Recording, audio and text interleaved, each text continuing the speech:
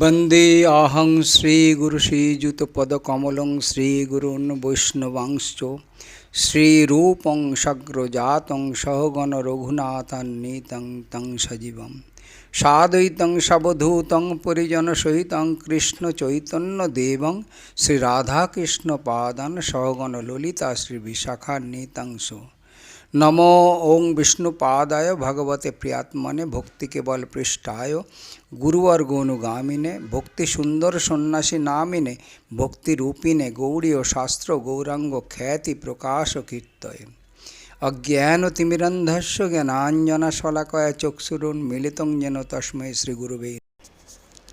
झारखंडेर जंगलेर पथे श्रीमन महाप्रभु ओ बलभद्रेर লীলা আলোচনা আপনারা শুনতে থাকুন। এটি দ্বিতীয় পর্বে আলোচনা হচ্ছে। শ্রী বলভদ্রের সেবা দেখে সুখে প্রভু একদিন বলতে লাগলেন, ভট্টাচার্য, তোমার প্রসাদে আমার এত সুখ হলো, কত দেশ ভ্রমণ করেছি কিন্তু কোথাও কোনো দুঃখ অনুভব করিনি। কৃষ্ণ বড় কৃপালু, আমাকে বহু কৃপা করলেন, বনপথে আমাকে এনে বড় সুখ দিলে।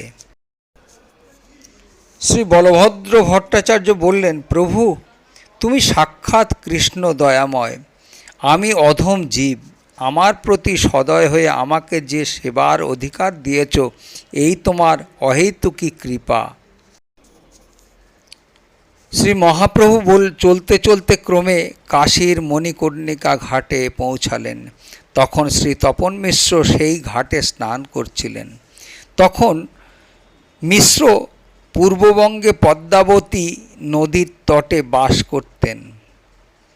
মহাপ্রভু অধ্যাপক বেশে যখন পূর্ববঙ্গে পদ্মাবতী তটে গমন করেন তখন তপন মিশ্র প্রভুর কৃপা উপদেশ পেয়েছিলেন ও তাঁর নির্দেশ মতো কাশীবাসী হয়েছিলেন। তপন মিশ্র ইতিপূর্বে জানতে পেরেছিলেন প্রভু সন্ন্যাস গ্রহণ করেছেন। অকস্মাৎ প্রভুকে দেখে বিস্ময়ান্বিত হলেন, অবাকভাবে তাকিয়ে রইলেন। ভাবলেন ইনি নিশ্চয়ই অধ্যাপক শিরোমণি শ্রীনিমাই পণ্ডিত হবেন। তাড়াতাড়ি জল থেকে উঠে মিশ্র মহাপ্রভুকে দণ্ডবৎ করলেন। মহাপ্রভু মিশ্র বলে দৃঢ় আলিঙ্গন করলেন। মিশ্র আনন্দে প্রভুর চরণে পড়ে কাঁদতে লাগলেন। শ্রী মিশ্রকে প্রভু বিবিধ কুশল বার্তা জিজ্ঞাসা করলেন। উভয়ের মিলনে বড়ই আনন্দিত হলেন। তারপর তপন মিশ্র প্রভুকে বিশ্বেশ্বর ও বিন্দু মাধব দর্শন করালেন। শ্রী গৌরসুন্দর প্রেম পুলকিত অঙ্গে নিত্য গীত আদি করলেন। অনন্তর তপন মিশ্রের গৃহে শুভাগমন করলেন। মিশ্র স্বগোষ্ঠী মহাপ্রভুর শ্রীচরণতলে দণ্ডবৎ করে পাদ ধৌত করে সেই জলে শিরে ধারণ ও পান করলেন। বলভদ্র ভট্টাচার্যকে তপন মিশ্র বহু সম্মান প্রদর্শন করলেন। কয়েকদিন কাশীতে অবস্থান করবার পর প্রভু বিদায় নিলেন। প্রভুর বিরহে তপন মিশ্র আদি ভক্তগণ কাতর হয়ে পড়লেন। প্রভু তাদের সান্ত্বনা দিয়ে গৃহে পাঠিয়ে প্রয়াগের দিকে চলতে লাগলেন। প্রয়াগে এলেন, ত্রিবেণীতে স্নান করে শ্রী বেণীমাধব বিগ্রহ দর্শন করলেন। তথায় বহু নিত্য গীতাদি করলেন। যমুনার নীল জল দর্শন করে প্রভুর শ্রীকৃষ্ণ স্মৃতি হল। প্রেমান্মত্ত হয়ে যমুনায় ঝাঁপ দিলেন। বলভদ্র ভট্টাচার্য ভৃত্য ব্রাহ্মণটি তাড়াতাড়ি তাকে ধরে তুললেন। কয়েকদিন প্রয়াগধামে থাকার পর মথুরায় জন্মস্থানে এলেন। সেখানে যে অদ্ভুত নৃত্যগীত আদি করলেন তা দেখে মথুরাবাসীগণ পরম চমৎকৃত হলেন। আদি কেশব দর্শন করলেন। কেশব প্রসাদী মালা প্রভুর কণ্ঠে দিলেন। মথুরা নগর শ্রী মাধবেন্দ্র পুরীর শিষ্য সনড়িয়া ব্রাহ্মণ গৃহে তিনি ভিক্ষা গ্রহণ করলেন। মথুরার 24 ঘাট দর্শন করলেন। তারপর প্রবেশ করলেন গোপেন্দ্র নন্দনের লীলাভূমি দ্বাদশ বন যুক্ত শ্রী বৃন্দাবনে। গাভীগণ প্রভুকে বেড়ে আনন্দে হুঙ্কার দিতে লাগলেন। বৎসল্য প্রীতিতে প্রভু তাদের গলা জড়িয়ে ধরলেন। তারা অঙ্গ লেহন করতে লাগল। বলভদ্র ভট্ট দেখে অবাক, মৃগীগণ তার অঙ্গের ঘ্রাণ নিতে লাগল ও ময়ূরীগণ আনন্দে নৃত্য করতে লাগল। সুখসারী মধুর স্বরে শ্লোক পাঠ করতে লাগল। প্রভুর করস্পর্শে তরুলতাগণ যেন পুলক রূপ নবপত্রোদ্গম ও হাসি রূপ ফুল ভারে তার চরণ স্পর্শ করতে লাগল। প্রভু প্রতিটি তরুলতাকে প্রেম ভরে আলিঙ্গন করতে লাগলেন। আবার সেই প্রাণবন্ধু যেন ফিরে এসেছে। বন্ধু দেখে যেমন বন্ধুর আনন্দ হয়, সেরূপ গৌর কৃষ্ণ দর্শন করে বৃন্দাবনের স্থাবর জঙ্গম সকলে আনন্দে বিহ্বল হল। কৃষ্ণ যেন আবার বৃন্দাবনে উদয় হয়েছে, তাই চতুর্দিকে কেবল আনন্দ কোলাহল। বন্য মৃগীগণ কণ্ঠ ধরে প্রভু প্রেমে রোদন করতে লাগলেন। তারাও প্রভুর করুণ রোদন দেখে রোদন করতে লাগল। প্রভু সুখসারীকে বললেন, কৃষ্ণ গুণ বর্ণন করো। আনন্দে সুখসারী কৃষ্ণ গুণ বর্ণন করতে লাগল। তারপর ময়ূরীগণ এসে প্রভুকে ঘিরে নাচতে লাগল। ময়ূরের কণ্ঠ নিরীক্ষণ করে প্রভুর কৃষ্ণ স্মৃতি হল। তিনি মূর্ছিত হয়ে পড়লেন। বলভদ্র সাবধানে প্রভুকে কোলে ধারণ করলেন।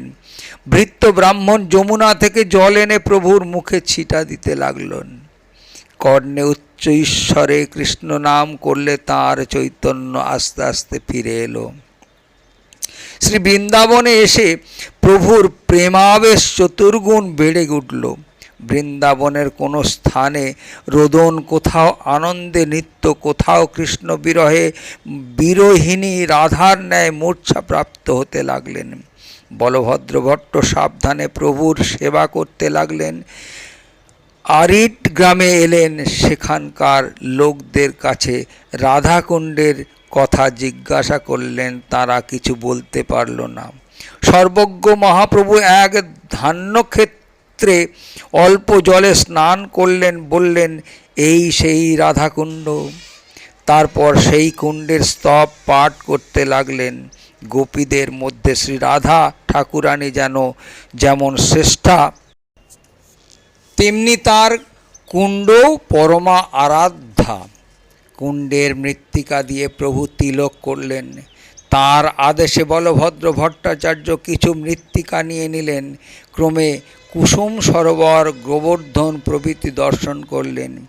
শ্রী গিরিরাজকে হরিদাস বর্জ্য বলে প্রেমে আলিঙ্গন করলেন। সেদিন ব্রহ্মকুণ্ডে এসে বলভদ্র রান্না করলেন।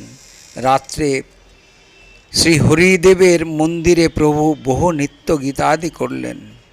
মহাপ্রভুর একান্ত ইচ্ছা হল শ্রী মাধবেন্দ্র পুরী পাদের গোপাল দর্শন করবার, কিন্তু গোপাল রয়েছেন গোবর্ধন গিরিরাজের উপর, তিনি গিরিরাজ চড়বেন না। দর্শন কীরূপে হবে? সেই রাত্রে গোবর্ধনধারী হরি এক ছল করে গাঠুলি গ্রামে এলেন। সেখানে মহাপ্রভু গোবর্ধনধারীকে মহানন্দে দর্শন করলেন। তিনি 3 দিন গোপাল দেবের সামনে নৃত্য গীত করলেন। অতঃপর প্রভু বিদায় হলেন। গাঠুলি গ্রাম হতে গোপাল দেবও নিজ স্থানে গেলেন। মহাপ্রভু পুনঃ বৃন্দাবনে ফিরে এলেন। সেখানে যমুনার পরপার থেকে কৃষ্ণদাস রাজপুত এলেন প্রভুর দর্শনে। প্রভু তাকে জিজ্ঞাসা করলেন, তুমি কে? কৃষ্ণদাস রাজপুত বললেন, আমি অধম গৃহস্থ জাতিতে রাজপুত। মহাপ্রভু বললেন, তুমি কি চাও? কৃষ্ণদাস বললেন, বৈষ্ণব কিঙ্কর হতে চাই। মহাপ্রভু বললেন, তুমি কেমনে জানলে যে আমি এখানে এসেছি? কৃষ্ণদাস বললেন, শেষ রাত্রে স্বপ্ন দেখলাম আপনি বৃন্দাবনে আছেন, তাই প্রাতে ছুটে এলাম। মহাপ্রভু বললেন, কৃষ্ণদাস, কৃষ্ণ তোমাকে এনেছেন। এই বলে প্রভু তাকে আলিঙ্গন করলেন। প্রভুর সঙ্গে কৃষ্ণদাস অক্রুর তীর্থে এলেন।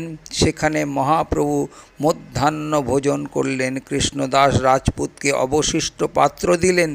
পত্নী পুত্র গৃহত্যাগ করে কৃষ্ণদাস প্রভুর সঙ্গে ভ্রমণ করতে লাগলেন।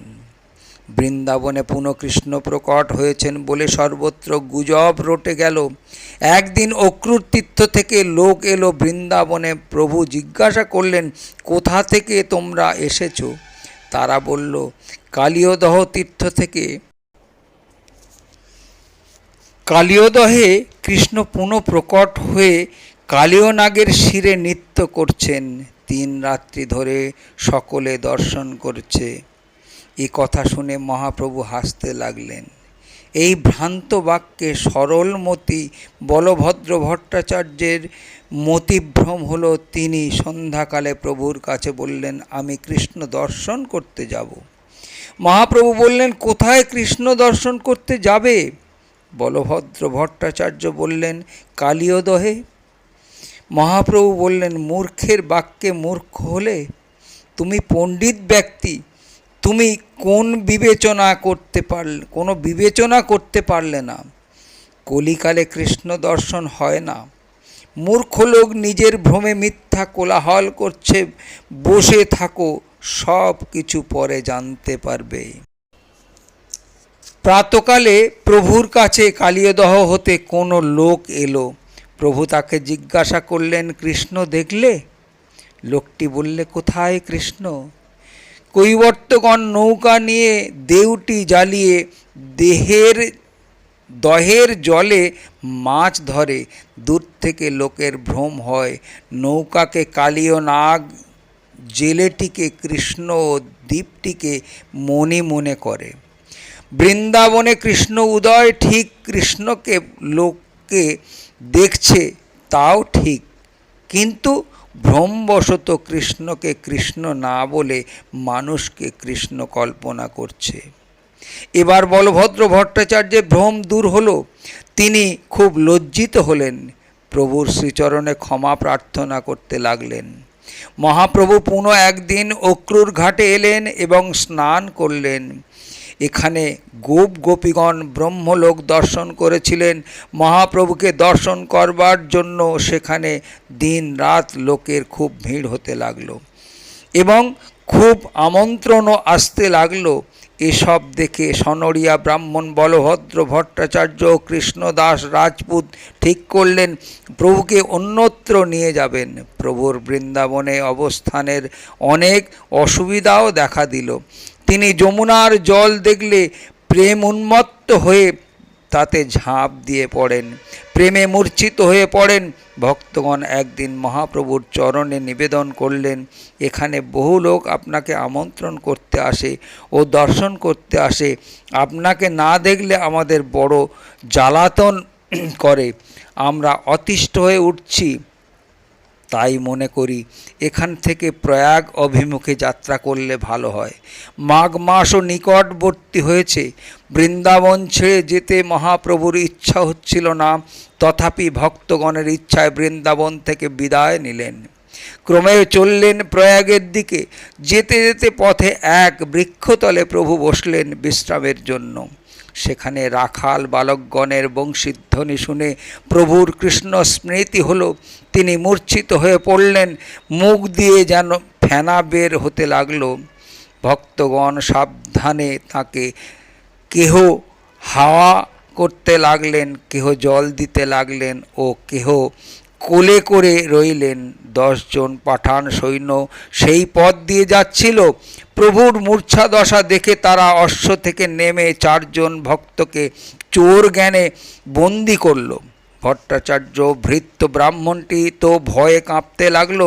সনড়িয়া ব্রাহ্মণ ও কৃষ্ণদাস রাজপুত, তারা সে দেশেরই অধিবাসী, তারা ভয় করে না।